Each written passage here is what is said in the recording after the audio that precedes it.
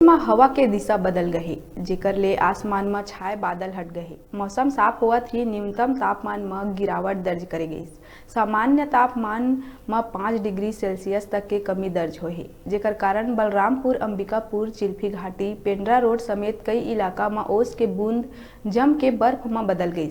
रायपुर मौसम विज्ञान केंद्र के मुताबिक प्रदेश में अब उत्तर ले शुष्क और ठंडा हवा आवत है। अब दिन के तापमान में 2-3 डिग्री सेल्सियस के वृद्धि हुई। उन्हें न्यूनतम तापमान में गिरावट दर्ज हुई। प्रदेश के अधिकांश हिस्सा में बिहनिया मध्यम ले घना स्तर के कोहरा छाए रही।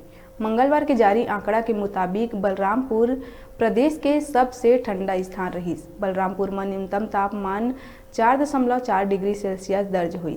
एक दिन पहले यहाँ के न्यूनतम तापमान 9.4 डिग्री सेल्सियस रही।